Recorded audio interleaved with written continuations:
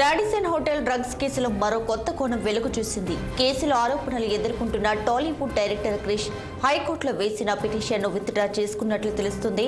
ఫిబ్రవరి 24న Radisson హోటల్లో జరిగిన cocaine పార్టీలో ఒక్కొక్కటిగా సంచలన అంశాలు బయటికి వస్తున్నాయి. అయితే డ్రగ్స్ కేసులో క్రిష్ పేరు బయటికి రాగానే విచారణకు హాజరు కావాలంటూ పోలీసులు ఆదేశించారు. తొలుత సరేనని ఒప్పుకొని అనంతరం తనను అరెస్ట్ చేయకుండా ఆదేశాలు ఇవ్వాలని కోరుతూ హైకోర్టులో పిటిషన్ వేశారు. మరోవైపు ఇదిలా ఉండగానే పోలీసుల ముందు విచారణకు హాజరయ్యారు. టెస్టులో నెగిటివ్గా తేలింది. దీంతో హైకోర్టులో వేసిన పిటిషన్ వెనక్కి తీసుకున్నారు. అటు రాజకీయ ఇటు సినీ ఇండస్ట్రీలో ఈ కేసు టెన్షన్ పుట్టిస్తుంది.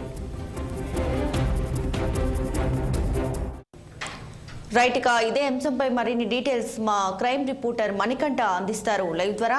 మణికంఠ చెప్పండి, డ్రగ్స్ కేసు ఏదైతే ఉందో రోజుకు కొత్త కోణం వెలుగు చూస్తూనే ఉందని చెప్పుకోవాలి. సో తాజాగా కూడా క్రిష్ ఎవరైతే డైరెక్టర్ ఉన్నారో ఈయన తను వేసిన పిటిషన్ను కూడా వెనక్కి తీసుకోవడం జరిగింది. డీటెయిల్స్ ఏంటి? సో రైట్, ఇదైతే ఫిబ్రవరి 24 తారీఖు రాడిసన్ హోటల్లో అయితే కొకైన్ పార్టీ జరుపుతూ అటు ఎస్ఓటీ పోలీసులతో పాటు గచ్చిబౌలి పోలీసులు కూడా పట్టుబడ్డ విషయం తెలిసిందే. దీంట్లో ప్రధానంగా యోగానంద్తో పాటు కాదర్, ప్రొడ్యూసర్ కాదర్, మంజిరమాల్ ఓనర్ యోగానంద్, దాంతోపాటు అబ్బాస్ అలీ ఎవరైతే డ్రగ్ పెడ్లర్ ఉన్నారో ముగ్గురు అరెస్ట్ అయ్యే విచారం కొనసాగుతుంది.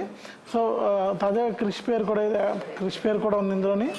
సో శనివారం క్రిష్ గచ్చిబౌలి పిఎస్కి అయితే వెళ్ళి పిఎస్ అయితే కలవడం అయితే జరిగింది.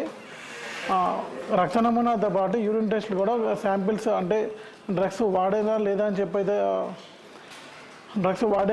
చెప్పైతే ఒక విచారణ అయితే జరుగుతుంది. సో తాజాగా ఈరోజు సోమవారం హైకోర్టులో పిటిషన్ వెనక్కి తీసుకున్నట్టయితే తెలియజేశారు. మరి ఎందుకని, అంటే క్రిష్ డ్రగ్స్ వాడారా లేదా, ఆ రక్త నమూనాలో ఏమున్నది అనేది అయితే ఒక ఉత్కంఠ అయితే నెలకొన్నది. పిటిషన్ అయితే తాజాగా అయితే వెనక్కి తీసుకోవడం అయితే జరిగింది.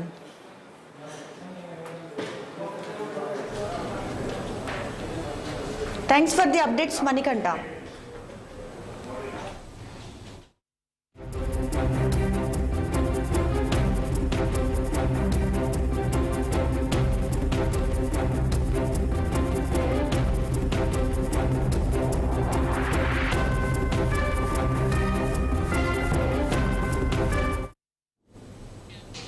ఇవి అప్డేట్స్ చూస్తూనే ఉండండి 6 టీవీ. ఇది సామాన్యుడి ఆరో ప్రాణం.